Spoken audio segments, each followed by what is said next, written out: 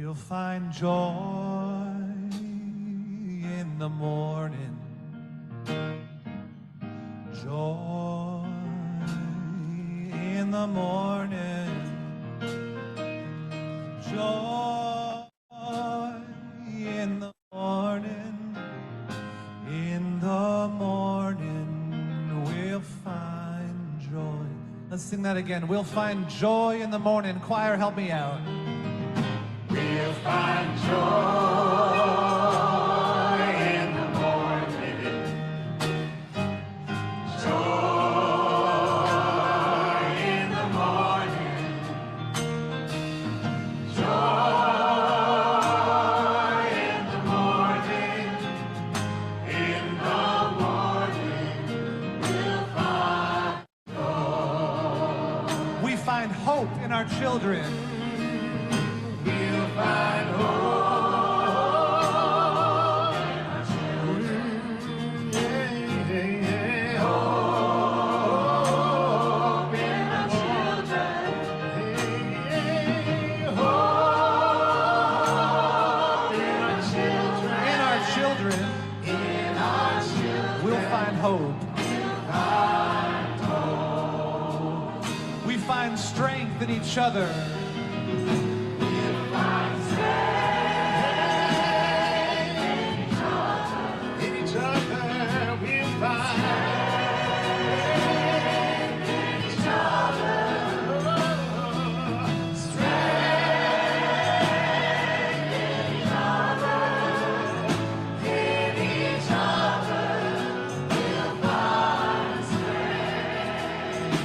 There is love all around us. There is love all around us. Love all around us. Love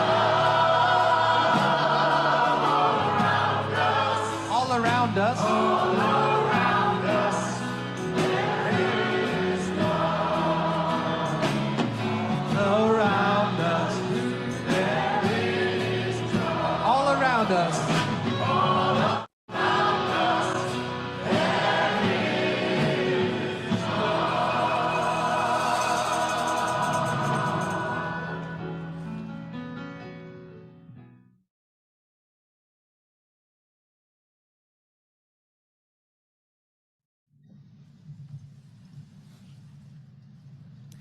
Gathering at Three Rivers, the confluence of many currents, here we are today.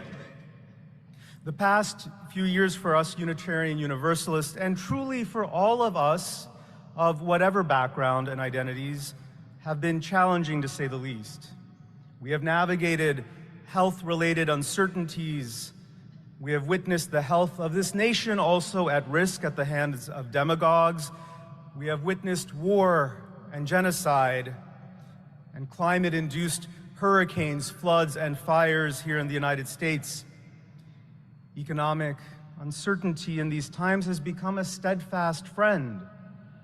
First, the danger of a lockdown-induced recession, and then the risk of spiraling inflation.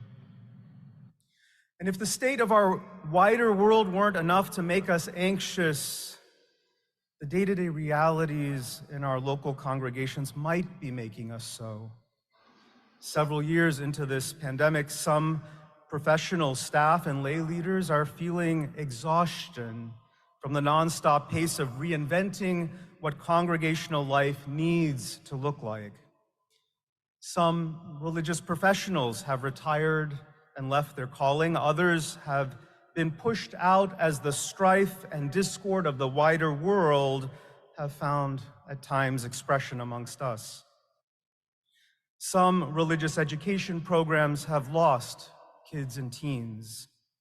Some of our adult congregants have died or relocated to new cities and towns, or simply discovered over the course of the pandemic that they desire a different weekend routine. In parallel, high inflation has meant that what was previously affordable in our Unitarian Universalist communities might no longer be. We are living in a world that is vastly different from the one we knew just a few years ago. A world that has required change and adjustment for many of our Unitarian Universalist congregations.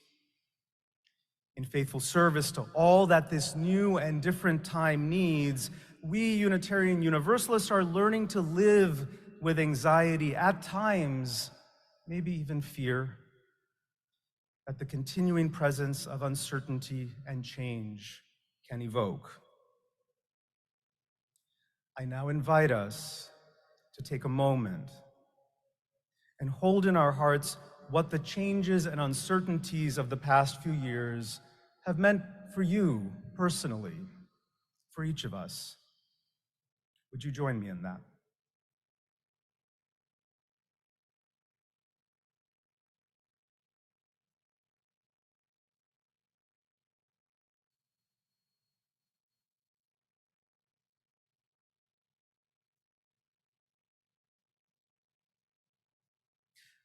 Whatever today or tomorrow may bring, may we draw on the strength of our Unitarian Universalist faith to hold us and guide us.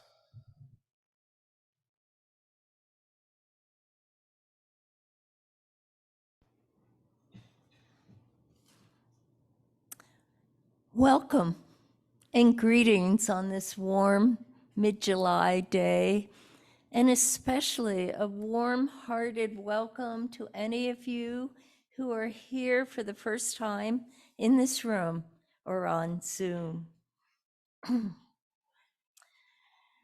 This morning, we'll be tuning into the service given the last day of the General Assembly. And with us are Renee Wiley and Janet Dunstan and Tracy Pepper, who were there to share their reflections of the time as well. Our normal chat host, Eileen Hale, is not available today, but if you are on Zoom, please type in your chat and particularly let the AV crew know how the sound is going for you. Renee, I welcome you, our new board president. Good morning. Oh, so Tracy, Janet, and I have been invited to share a little bit from General Assembly, and I could be up here all day, and I won't. There is so much goodness. I hope that we can capture some of that today. So once again, I went into GA, hoping to skill up to lead this congregation through what will surely be a time of pivotal change, right? We already know this. This is going to be a bold couple of years coming up. And one of the best gifts at GA, aside from all of the learning and all of the connections, was getting to know Tracy Pepper better and traveling with Tracy and eating out many meals and dinners and staying up a little bit too late and having a little bit too much fun and joyfully expressing our reactions together, and sometimes not so joyfully. You know, it was big. It was a wonderful experience. 4 full days. We are bonded now for life, Tracy. Okay, I got you. It was a time of transition for me. I roomed together in order to save a little money. Found somebody on the rooming board who was from Tucson, Arizona, another incoming president about my age, and we just bonded so well. Also stayed up very late most days, having the best time. So many heroes I met, many of my heroes at GA, and made so many connections. So I'm just going to blow through this list of learning because I think it's important for you to maybe listen and see if any of these things you've heard of before. The key is that we're on the right track, guys. I think we're going to be okay. Here is some of what GA has to offer and what has impacted me. Faithfully becoming beloved community. That is intentional and accountable work. It centers on love, our values. It centers on love. It is life-saving. It liberates all. Beloved Conversations and other programs that model how to graciously invite other cultures, the ones beside old and white, right, to the center of what we value as Unitarian Universalists and here at UUCM. A stewardship that focuses on building with abundant generosity. You know, we're there, we are. Moving from individualism to the collective power of citizens, honoring ancestral wisdom, and slowing down. Trusting change, trusting people, trusting our shared values. Reimagining who we are. What is it we're called to do? Asking who else is welcome here? Who's missing? And how do they know? Investing in families, in young people, in RE. We're doing that. We have done that. It was reaffirmed to me that Gen X, Millennials, and Gen Z, they want skills. They want food for action, not just food for thought. Offering them something different with art, music, and justice. And lastly, go slowly and simplify. Trust the path forward. So I'm really excited by this list. I hope that you've identified a few things that we've talked about, that we've already been doing, and maybe some new things that you're curious about. The board will be developing our goals very soon at our retreat, and our goals will be based in this conversation, going deeper and figuring out what really matters to UUCM, what really matters now, and how we build beloved community.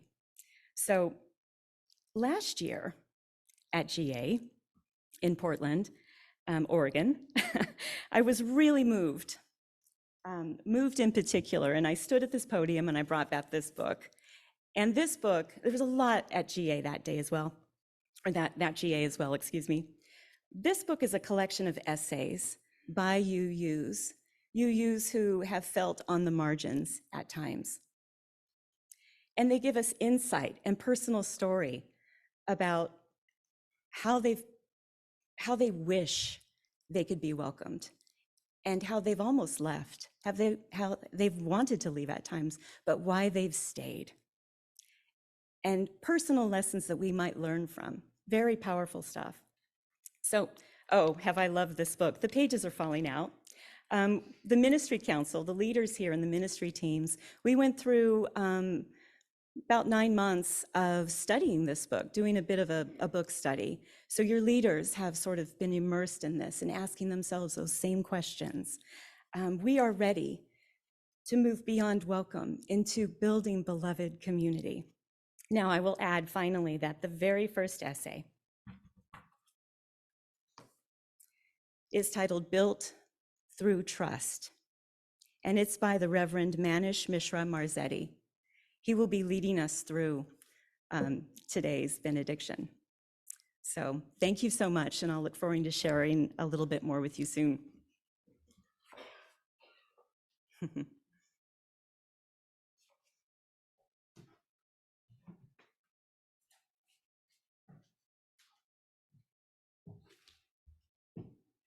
Thank you, Renee. So this General Assembly service connects us to an international audience, connects us to people who are not where we are now. But why don't we take a moment just to arrive in this room together and just to acknowledge the land that we're on. If you have a cell phone that needs to be silenced, it would be a good time to check and make sure that all cell phones are silenced and that we have space for quiet here.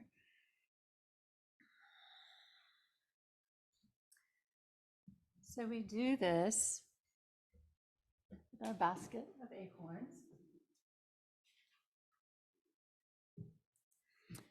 These acorns symbolize that as residents or visitors in Nisenan land, we support the Nevada City Rancheria Nisenan tribe. in efforts to stabilize their people, as well as the campaign to restore tribal sovereignty through federal recognition.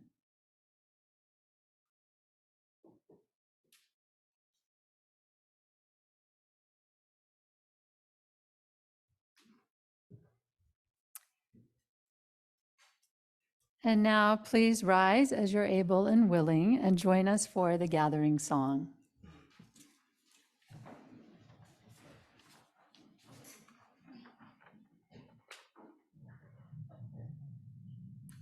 Please rise in body or spirit to sing together our answer to the question, shall we indeed gather at the river?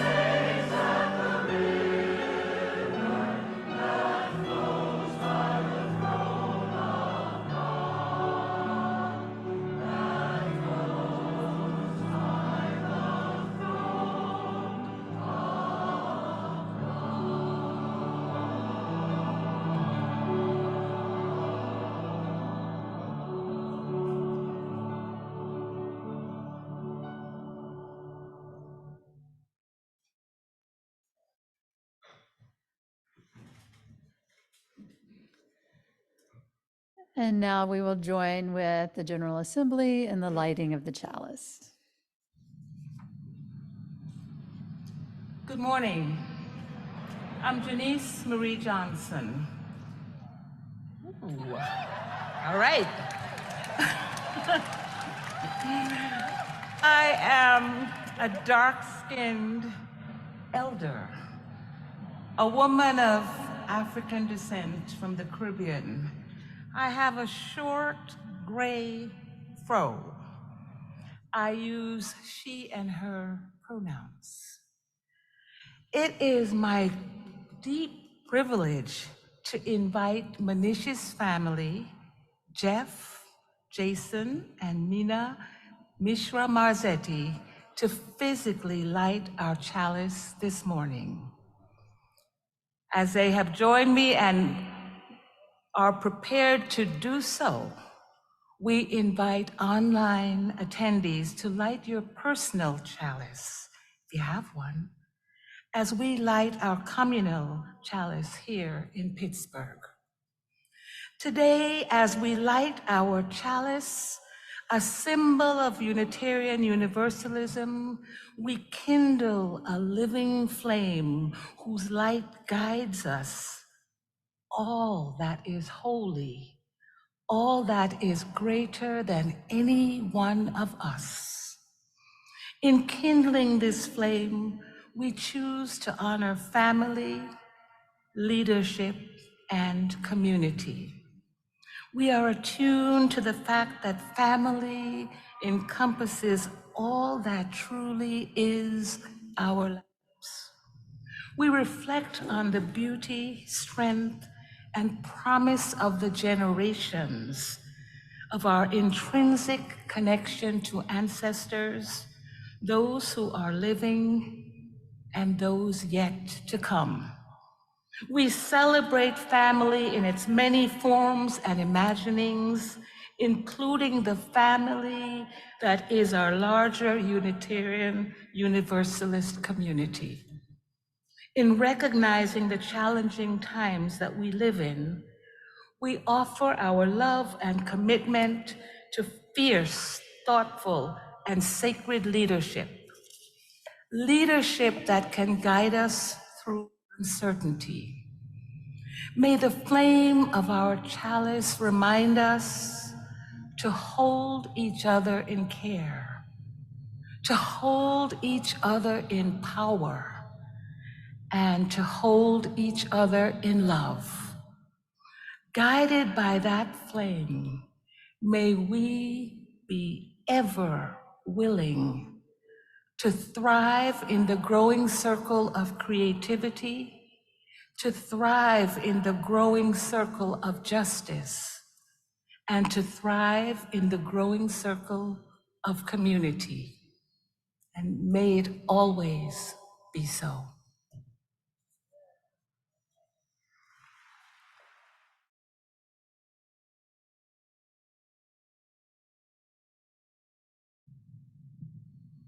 Good morning.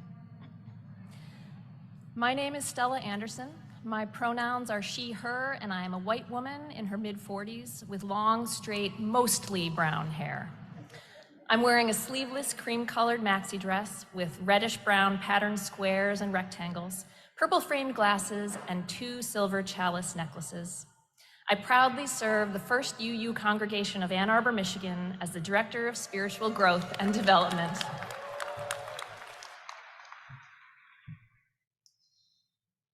We live in a time of deep and complex uncertainty.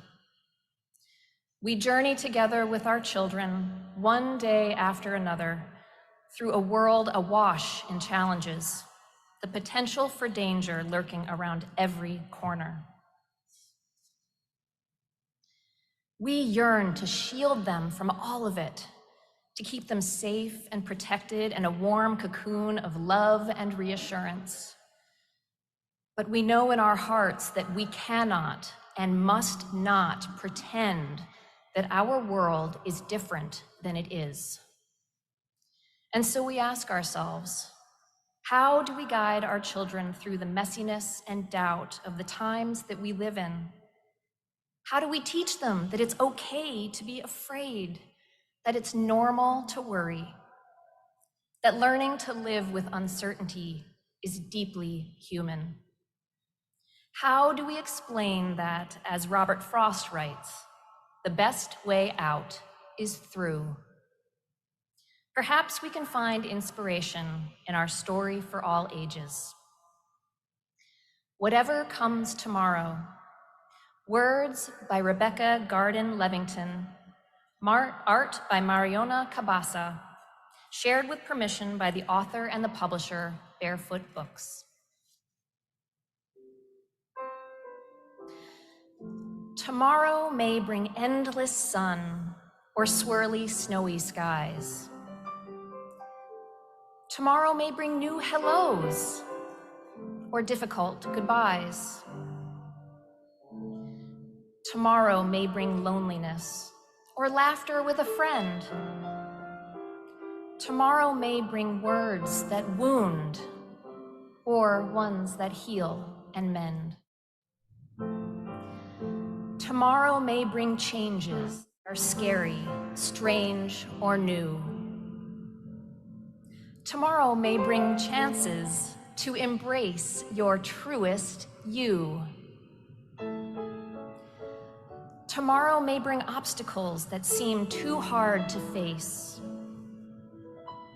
Tomorrow may bring feelings that will need some extra space.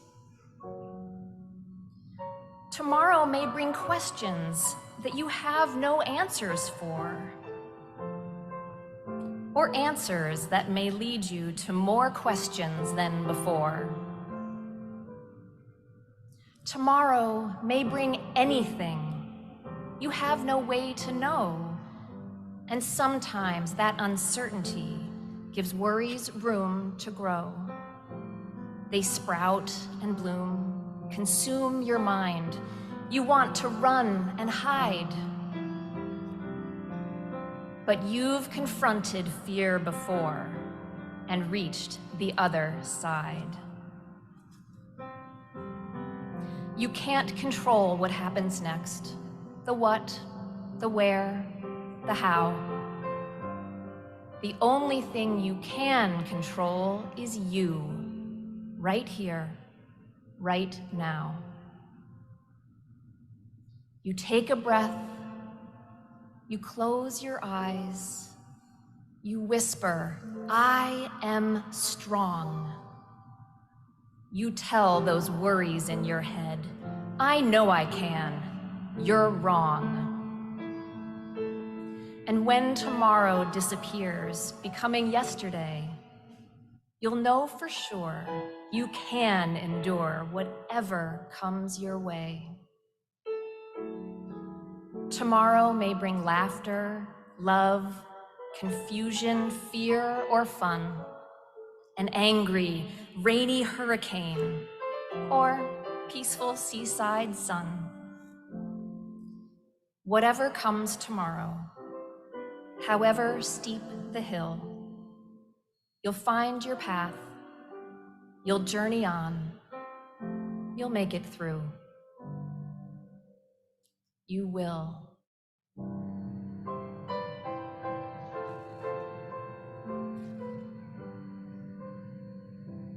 The end.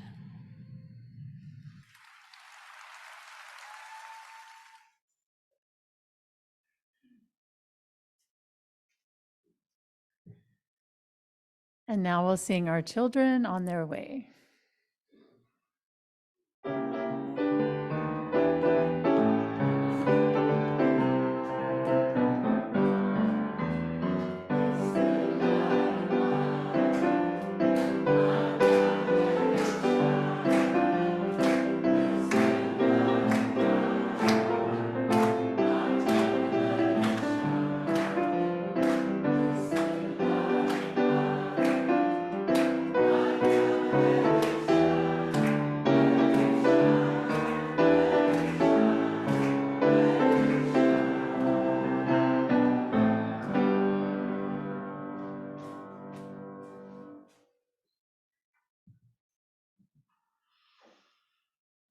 The General Assembly brings us outside of ourselves, connecting us with a wider world web of other Unitarian Universalists in the general broader world. At the same time, a reflection of that world lives within each one of us, the hurts, the injustices, the sorrows, the delights. In our souls and hearts lives a microcosm of the greater macrocosm, for we are intimately woven together as one. Our inner worlds are tender and vulnerable, with joy and celebration, and perhaps grief and pain. We have a moment now to be still, to be silent, to take a few deep breaths and to sink into the world within ourselves, to feel, to listen to what is alive in our hearts. Whatever may be speaking in your soul, you may nurture in a quiet way in your own heart, just sitting in your chair, or you may wish to bring it forward and place it by placing a stone into the bowl of water. Whatever feeling you are carrying and sharing, so the ripples, that stone may join the ripples of all of us. And so in this way, all of us are connected in our feelings.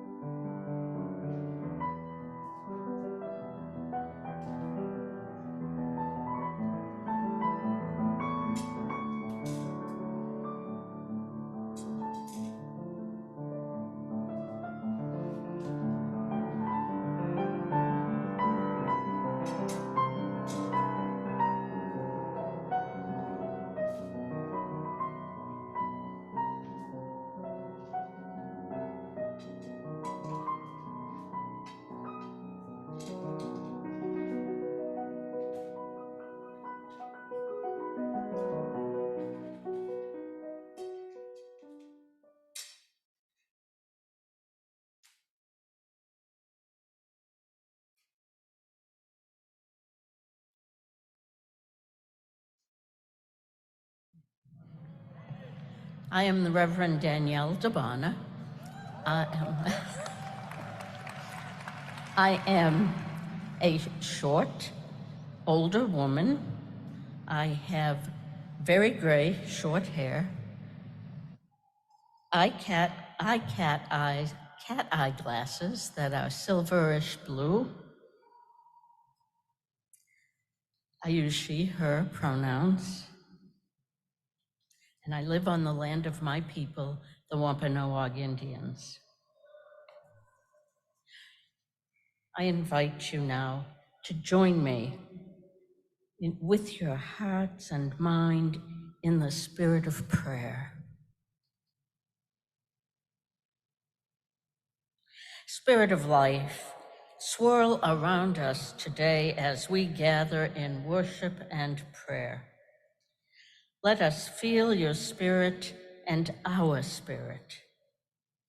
Remind us that we will never be alone as we venture into these new times, new work, changes that we cannot imagine, new people who will bring challenges and joys. The times are indeed a-changin', and here we are, gathered in the midst of such eddies and currents. We recognize that our communities look and feel different than they did just a few years ago.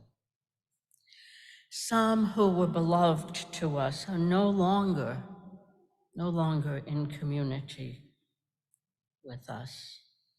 Some have died, some have moved away, and some have moved on. There is a loss in that. We recognize and hold that grief together in this space, in community,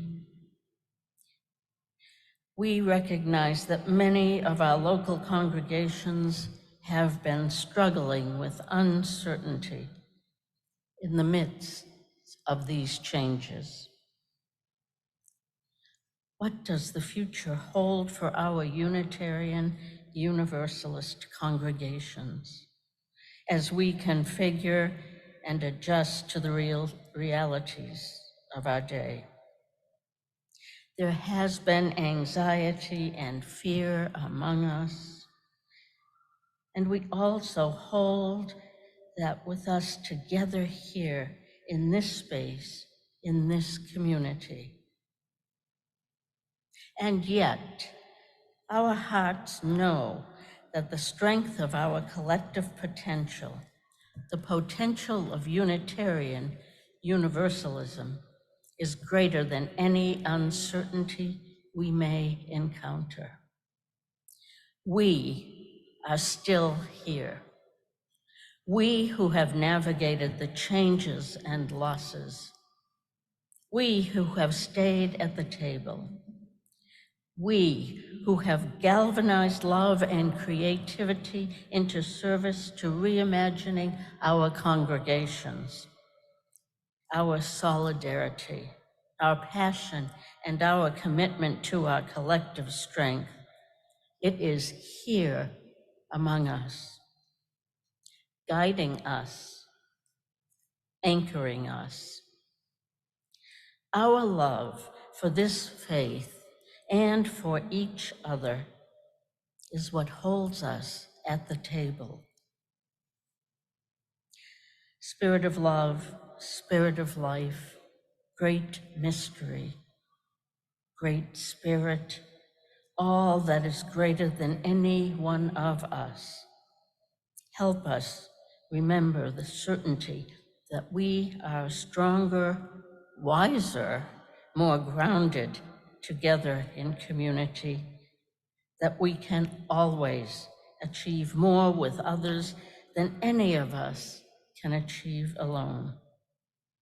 And through that togetherness, we can become the people that our times need us to be. May we continue to choose one another, choose the power and strength of community as often as we may need to. Amen.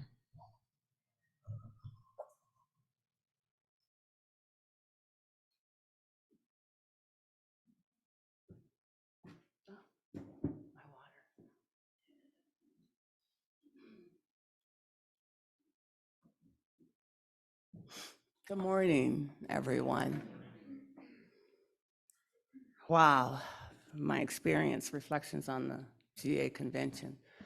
I just seen some on the video of the folks in the hall there brought back so many of the emotions and so much the excitement of my time there. It was an honor and it was a privilege to be able to attend the General Assembly. As many of you know, I'm relatively new to UU. So as a new person, to be able to go, to have the opportunity to go and to see how this organization works, to see the processes by which we come to consensus and to see just how UUA was very important to me. I didn't have a whole lot of expectations when I went beyond knowing that I would be welcome because I knew that I was welcome when I came here.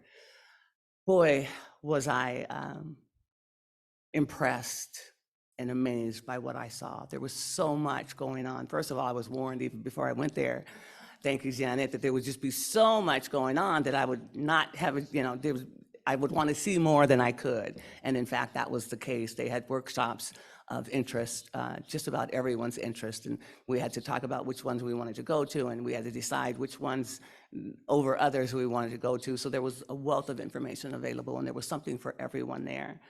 But the takeaways, the big takeaways that I got out of the convention, I'd like to talk about some of those. And first I'll say, too, that my time spent with Renee was quite a treat.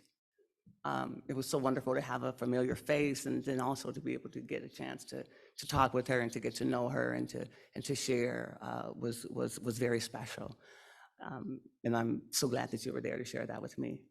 And I also got to share it with Janet and Reverend Cav on the phone as we talked back and forth. That was really enhanced my experience as well. But some of the major takeaways were, as I mentioned about the process that they went through, I've attended many conventions of governing bodies, and the process by which they make decisions is important to me. I think that it is a reflection. It can tell a great amount about the organization that you're involved with. So when I went and I saw the process that they had set up, this process that started weeks and months, even before the convention, of soliciting opinions and getting folks' ideas about what should go, what we should be discussing, what should our focus be. It was one of the more inclusive processes that I had seen in a body like that. And it felt good to know that I'm a member of a group that allows for polarized opinions and allows people to speak their mind and listens respectfully to folks when they have something to say. That was really good for me. You know, background in public administration, it was a really good governance. Also, the youth, you know, we talk about our future and being in a historical time right now, and a pivotal time for the church, and being a pivotal time for us as a society, as humans. To see our youth there the way that I saw them, so many different ages of young folks, all the way up to young adults in different colors and different everything. And I saw how UU holds up and elevates our youth. And I got chills down my spine one day when the group of young people got up and protested in a very respectful way. Not protested, but they wanted to make their opinions heard and felt by folks in the audience. So they did a bit of disrupting in the hall of the UUA in General Assembly. And this came like maybe the fourth day or the third day that we were there. And up until that point, I had had an opportunity to talk with so many people from so many parts of the United States and other parts of the world. And I spoke with a lot of the young people. And when I saw these young people get up in front of the audience and silently protest, well, they weren't so silent, but peacefully protest, in such a thought out way, in such a respectful and an intelligent way, they were letting us know that we needed to listen to them, not just listen to take action. And I got chills down my spine when I saw this, and it brought tears to my ears, because what I had been listening and talking to people up to that point, many of the young folks, I thought, this is it.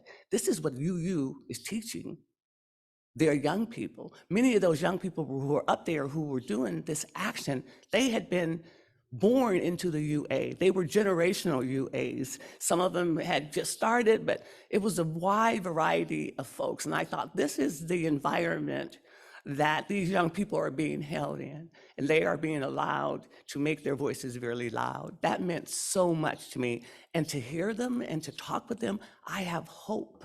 I have hope for the future as a result of seeing our young people.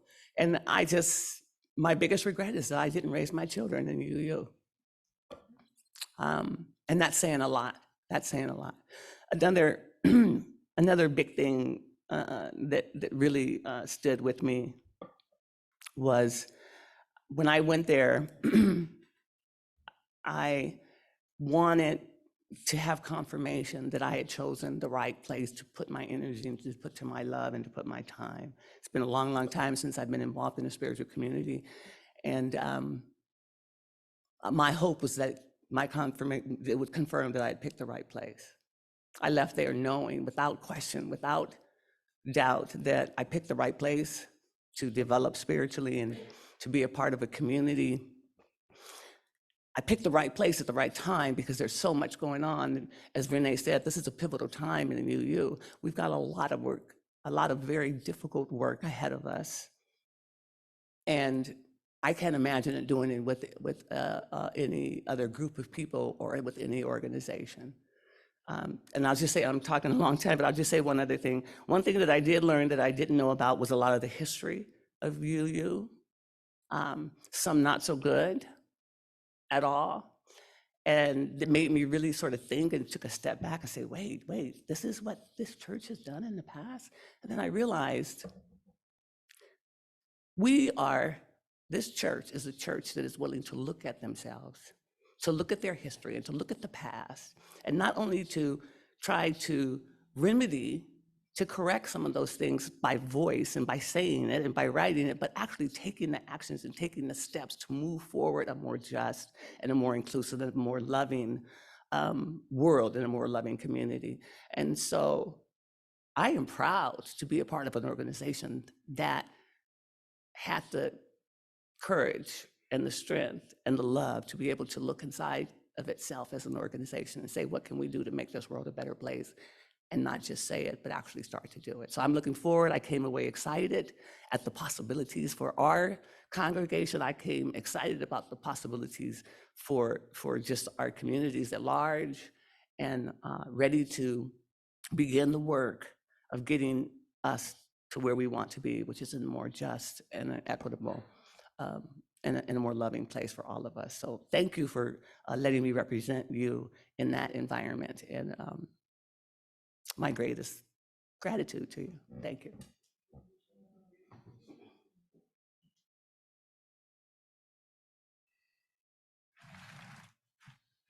Oh, my heart longs to know, how do any of us stay willing? How do we stay true to what we know, to what we value, and our commitment to be the people our wider world needs? The call to stay ready and willing to tackle whatever challenges may arise is such an essential quality for us as people of faith. And yet, that call often runs up against unexpected obstacles and losses. We can feel like we're on a road, on a journey, and we're no longer even sure where we're going. 15 years ago, I was much newer in my career as a Unitarian Universalist minister. And I'd just been in a congregational search process that had not gone my way. Smitten with the congregation I was in dialogue with, I was convinced that this ministry was exactly right for me. However, I was not the candidate the congregation ultimately selected and called as their minister. I was devastated.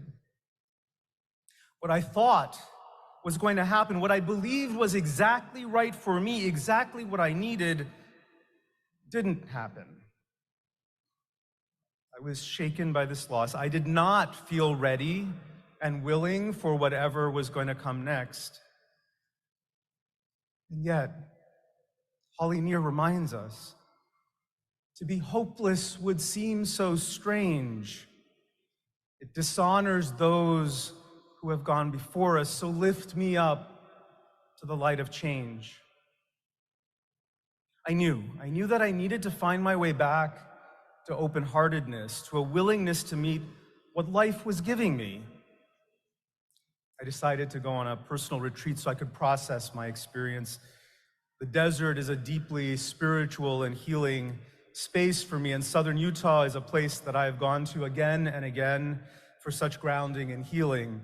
There, I did this very Hindu thing that I wasn't even consciously aware I was doing.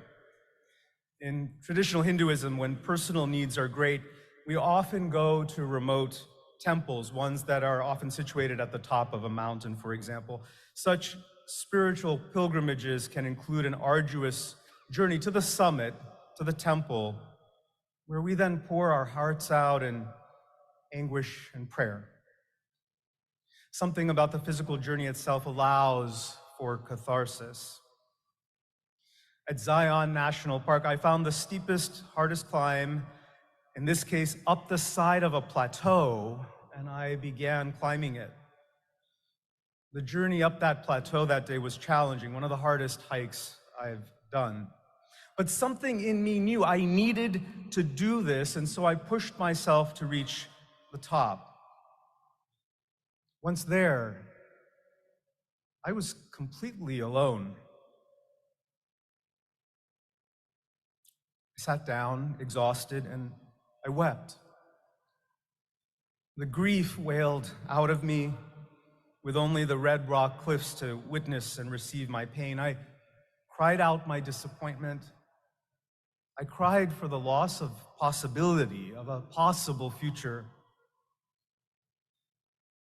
Just as those tears started to settle, a new round of grief seized me. Something deeper still was lurking. This pain was even greater. Underneath the ego bruising of not getting the job I wanted, I just felt so lonely. I hadn't even been aware of how lonely I was. But this deeper pain began to surface. I became conscious of it, and as I did, I began to pray through my tears. Okay, universe, so there's more learning and growing I need to do. I get that, but amidst all this hard stuff I need to figure out, is it too much to hope for companionship? Is it too much to hope for closeness and intimacy, for the love of someone who could support me on this journey? Offered in solitude to all of nature, to the sky, to the red rocks, to the earth. The prayer I didn't even know I was holding just emerged. Amidst all that was hard, all that was challenging, amidst loss and disappointment, I didn't really need the job that wasn't mine to have. What I needed to stay open and willing, as Holly Near invites us, was love and support. Similar to my experience, the pandemic has pushed us all into experiences of things that were supposed to be and were not, or are not. In that there is grief and loss. Some of our Unitarian Universalist congregations are also experiencing pandemic-era losses and changes, losses in membership, losses in the attendance of children and teens, budgetary uncertainty, staffing cuts, and reconfigurations. If your congregation has been navigating currents such as these, you are not alone. You are not alone. How do we Unitarian Universalists remain open and willing to shine the light of our love, of our faith, in the midst of ongoing experiences of change, loss, and uncertainty? How do we do that as UUs? Our transcendentalist forebear, Theodore Parker, offers us this wisdom in a sermon from 1841, The Transient and Permanent in Christianity. Quote, "If we look carelessly on the ages that have gone by, or only on the surface of things, there is reason to fear, for we confound, we confuse the truth with the word of man. So at a distance, the cloud and the mountain seem the same." How do we distinguish between the wispy cloud, fleeting, ephemeral, and the heft and solidity of a mountain that can hold us and anchor us? On top of that desert plateau, the deeper thing that my heart ached for was love and support. Isn't this what we Unitarian Universalists are all about? Caring, which is love, which is the impulse behind all the justice and equity work that we do, and support, which we bring alive through relationship, through community. These are essential Unitarian Universalist commitments, UU values, that have grounded us and guided us for centuries longer than our relatively newer statement of UU principles. Our UU history illustrates these values. When our intellectual forebearer, Spaniard Michael Servetus, was burned at the stake in Geneva for heresy in 1553, he died because he cared about freedom of conscience within community. He could have privately believed whatever he wanted to believe, yet he died because some part of him longed to have his unique, independent thinking honored by others in community. When Transylvanian Unitarian minister Francis David helped articulate the first Western Edict of Religious Tolerance in 1568, it was the impulse of love brought alive, a desire to nurture mutuality, relationship, and acceptance across difference. When Henry David Thoreau sat in jail in Concord, Massachusetts in 1846 for refusing to pay taxes to a government that legitimized slavery and war, it was a love of our shared humanity that fueled his longing for equity and peace. 19th century Unitarian suffragist Susan B. Anthony marched, organized, and politic because she valued gender equality, and an expression of that was the right for women to vote in the United States. And in the early 20th century, Unitarian Frances Ellen Watkins Harper helped co-found the NAACP as an institutional expression of a value that remains core to us as Unitarian Universalists through this day, the value of racial equity.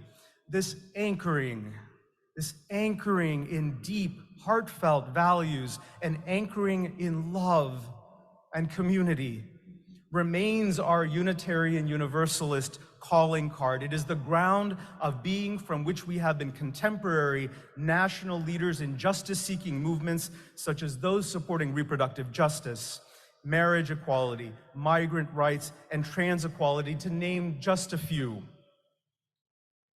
Reflected in these commitments are our passion for, our collective commitment to the dignity and unique experience of every person, people who are already among us, people who are dear to us, people who we know in community. All we have to do is look at our shared history over centuries. As Unitarians, as Universalists, as Unitarian Universalists, we were not waiting on the sidelines for someone to invent a statement of UU principles in the 1960s. Drawing on our core values, we UUs have engaged with the arc of history for as long as we have existed. It is an arc not just of history, but one of forging, one of creating, one of building the history our hearts and souls have longed for.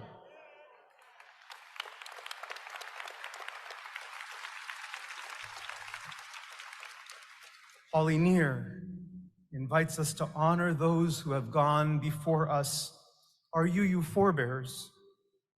We honor them by honoring the values that their lives illumined. For not doing so, to be adrift or lost amidst the needs of the world, to be hopeless would be so strange. Our reading this morning by Nigerian poet Ben Okri also invites us to ponder whether the time we are in might be a waking up event, a waking up to who we really are, to the light, to the fire, the flame within us. That light, that flame is given life week after week in our Unitarian Universalist congregations. This is where our values are made tangible at the local level, in community.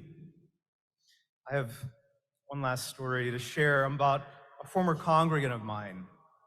Her name is Deb. I'm sharing her story, our story, with her permission. Over a decade ago, Debbie attended a Unitarian Universalist congregation for the very first time. Sunday services in that community included a time during which congregants could share their joys and sorrows, a brief sharing of personal celebrations or hardships in front of the community. Debbie chose that Sunday to publicly share with a room full of strangers that she had lost her job, that she had a special needs teenage daughter, and that she was on the verge of homelessness. With tears in her eyes, she told us that she had turned to every resource and local agency she could think of, and while help was coming, she didn't know where lunch or dinner were going to come from later that day. As she wept and sat back down, she asked the community to hold her and her daughter in their hearts. To be hopeless would seem so strange. Yet how does one stay open and willing when you don't know where your next meal is coming from? Following the Sunday service, Debbie stayed for the congregation's coffee hour. I watched from a distance as congregant after congregant came up to her, offered her kindness, moral support, and in some cases, money. Over and over again, community members made sure Debbie and her daughter had what they needed for that day and for the days ahead. I could see how moved Debbie was by this, these spontaneous expressions of love, caring, and generosity left me feeling so proud to be a Unitarian Universalist minister that day. I followed up with Debbie in the week ahead and was able to offer financial support more officially from the congregation's ministerial discretionary fund. And what happened next was a beautiful thing to behold. In the months and in the years that followed, Debbie and her daughter joined that Unitarian Universalist community. Her daughter became a volunteer in the congregation's nursery, taking care of the community's babies and toddlers. Debbie found a job and enrolled in an academic program to become a clinical psychologist, a goal which she achieved. She specialized in supporting the mental health of gay, lesbian, bi, queer, and trans people. Debbie went on to establish her own independent clinical practice, and that practice has now become a training site for future clinical psychologists. In a recent conversation, Debbie shared with me that on that fateful Sunday, the first time she was ever in one of our communities, she says, quote, "Unitarian Universalism saved my life." And truly, it's done more than that. It has empowered Debbie in returning the care and support that was offered to her back out to the world many times over.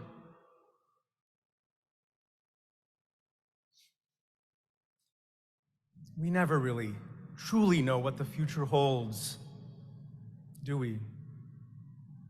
But we can allow the anxiety that accompanies uncertainty to be a catalyst, to be a waking up event, an event in which we remember and ground ourselves in who we truly are, in what our deepest commitments are. We are a people devoted to religious liberty, to justice, equity, and individual and collective healing and growth. We are a people of courage. We Unitarian Universalists are a people who have always been open and willing to rise up and meet the needs of the times we are in. For to be hopeless would seem so strange. It dishonors those who have gone before us. And so we lift ourselves up to the light of change. The world may buffet us with uncertainty, yes, with pandemics, climate devastation, civic and social strife, and on the list is long, and we know it. Yet grounded in the strength of our bonds with one another, there are no challenges, no obstacles that will keep us from shining our Unitarian Universalist flame, the light of our love, from the highest mountains, announcing to all that we are here, waiting to welcome others, you who may need us, you who may be longing for us, you who may never even have heard of us before today. Our love for one another and for the wider world is the beacon that has always guided this band of beloveds in the mighty and improbable work of bending the very arc of history. Remember how often we as a movement have succeeded in doing just that. Don't forget who you are. Don't forget who we are collectively. Trust the goodness, the light inside you. That is how we become the people our world needs us to be. We are open, we are willing. May it always be so.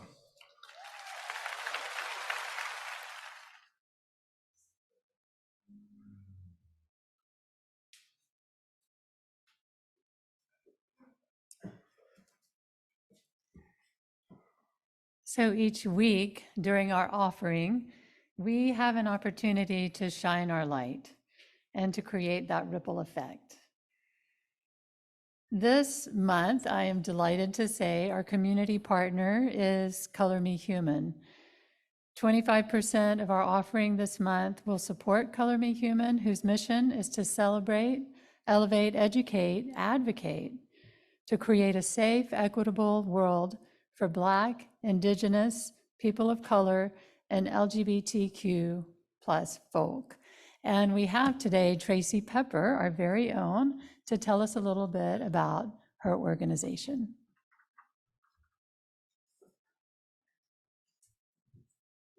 Thank you. I promise I won't be back up here anymore today. Color Me Human is starting, we're just entering our 4th year, which, as many of you know, in Nevada County, this is a mere baby, an infant, in terms of nonprofits in our community, many of which have had decades and decades of time here. Color Me Human was started as a result of an identified need in this community to be able, first of all, to connect people of color in the community. And we do that when we do our celebrations. Not only do we have our Juneteenth celebration, which is intended to invite the whole community in, but also a chance for people of color to be in this community. Color Me Human also had and still have opportunities for people of color in the community to come together, to support each other. It was particularly important in the last couple of years with all of the strife in our communities to be able to get together and to discuss and to share and to just sort of hold each other up, and we continue to have those meetings. We also have educated in the communities, which is part of our stated goal, not only educating ourselves about racial issues and white supremacy culture and its impact in our communities, but also educating community members and educating organizations. We have put on workshops and trainings for the county, as well as other organizations, nonprofits in the community. And we've also set up opportunities for community conversations so that we can learn about some of the issues. So those are some of our educational efforts that we will continue to do as we move forward. And of course, Juneteenth and other ways that we celebrate people of color in this community, we'll continue that. Color Me Human also has a monthly meetup for LGBTQ folks who want to come together and share. We make it available for them to have some space to do that. We advocate as well. Part of our mission is to advocate. And Color Me Human was one of the founding members of our local organization, ILA, which stands for Equity, Inclusion and Leadership Alliance. It was formed as a way for our government agencies and other nonprofits that are dealing with racial and social justice issues to come together and to identify some areas where we can have an impact, identify challenges and opportunities. We've been meeting with ILA for 2 years now. And as a result of that, one of the major things that we did was partner with them to bring in a community-wide training on implicit bias that was free to the community. It was attended by over 300 people via Zoom during the height of some of the conflict that was happening in this community a few years ago. Color Me Human maintains its mission of celebrating, advocating, and raising and elevating the voices of people of color and LGBTQ members. We're happy to be in the community, and we're happy to be able to have an impact. I think what I would want to say here with you now is to thank you all, to thank you for supporting us, not only as an organization in volunteer work and financially that you've done in the past, but also and the mission that this church has that aligns so well with a lot of Color Me Human's mission. And it also supports partnering. We've partnered with UU on many events in the community, and it's wonderful to partner with groups that are so aligned with our mission. So thank you for your help in the past and your help today, and any help that you give for the future. Color Me Human really appreciates it, and our community really appreciates it as well. Thank you.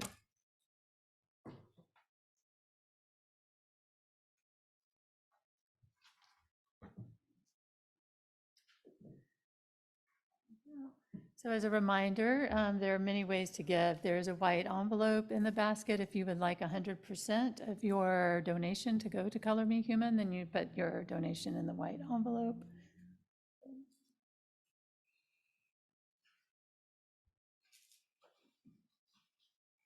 And there are numerous ways to give. If you're online, you can check out the slide with the various ways through texting or through PayPal that you can also make a contribution. Thank you.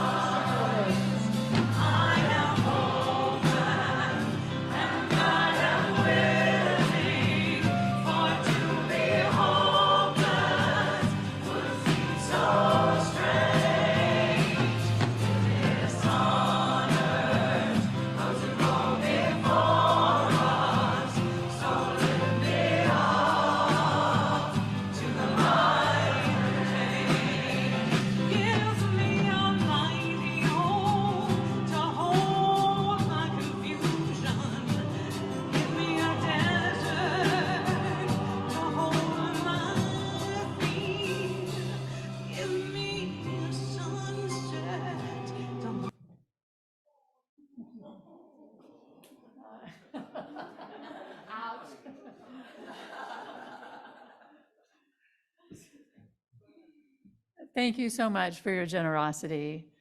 As we open our hearts and we provide financial support for Color Me Human, we demonstrate love in action.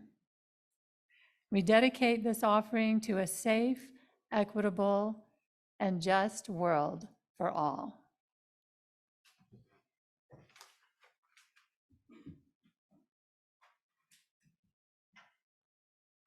And so many more thank yous because of our late timing. I'm not going to run through them all, but please take a look. And any of these people you see, please thank them from your hearts. A few announcements. This week, the Nisunan Project is meeting on Tuesday at 5:15, and the Justice team meeting is meeting on Wednesday at 5. And for all other announcements, please look at our uugrassvalley.org website, and thank you.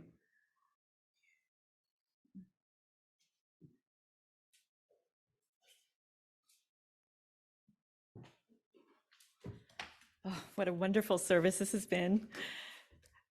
I want to say again how grateful I am that I was able to attend GA and be a delegate, a voting member on behalf of all of you. Tracy was too, and Janet and Kevin as well. We voted to continue the conversation this year for the proposed shared values, principles, and our UU resources. So get ready for a lot of really rich conversations and diving deeper for how that will help us to become who we were meant to be in beloved community. There's so much more that I'd like to share. We're running a bit late, so I'll just have a reading from one of my favorite books. Oh, you know what, before I do that, this is important too. Mistakes and Miracles. This is a book, it's Mistakes and Miracles, Congregations on the Road to Multiculturalism. It's some of that history that Tracy pointed out. And it's a lot about how we journey on this path, how we got here through the 8th principle, and what we're going to do going forward, the mistakes and the joys that the miracles have brought from 5 congregations who have been doing this over the last 5 years.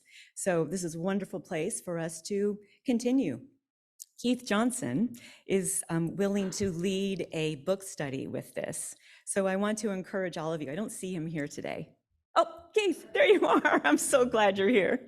Keith is going to be leading a book study on this. Now, if he gets too many people, I'm sure that there'll be a leader who will pop up and break off, and we'll have a second group, and then maybe one after that and one after that. But this is an amazing, amazing book. Featured in here is Reverend Bill Sinkford, who is so much a part of this story and this journey. And there was a time at GA, I'm just going to tell you this one funny, I don't know, this is a wonderful story for me. I'll never forget it. I'm with my new friend Erin from Arizona, and we're walking together. We're on the bridge from the hotel to the conference center, this narrow glass passageway over the street below. And coming in a wheelchair, and I may not have recognized him right away, Erin says, "Oh, Renee, it's one of your heroes, Bill Sinkford." And I thought, oh my God, here he comes. So as he gets a little bit closer, I'm so happy. We're smiling huge, and we say hello. And I extend appreciation and gratitude. And I said, so thankful. Thank you for everything that you've done. I appreciate you. And Erin and I here are just barely able to keep it together. Me, you here in this bridge. So we were laughing, we were sharing a moment. He's so human, it was amazing. I'll just never forget it. And then we continued to pass. He got to his doorway going that way. We made it to ours, and we squealed just like fangirls. I mean, it was just amazing. Woo, the leaders, the giants at GA. It's amazing. All right, so in closing, so grateful to be with you here. By Reverend Teresa I. Soto, we hold hope close. In this community, we hold hope close. We don't always know what comes next, but that cannot dissuade us. We don't always know just what to do, but that will not mean that we are lost in the wilderness. We rely on the certainty beneath, the foundation of our values and ethics. We are the people who hold to love as our guiding star, and to the truth that we are greater together than we are alone. Our hope does not live in some glimmering, indistinct future. Rather, we know the way to the world of which we dream. And we know that by covenant and movement forward, by taking one right action and the next, one day we will arrive at home. Thank you.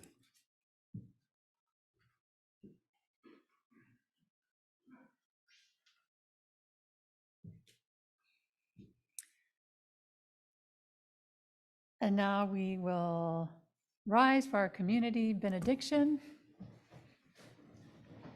May we carry the flame of peace and love until we meet again. Thank you so much. There's an invitation, if you're here in the building, to join us for refreshments down the hall. And we'll see you next Sunday. Thank you.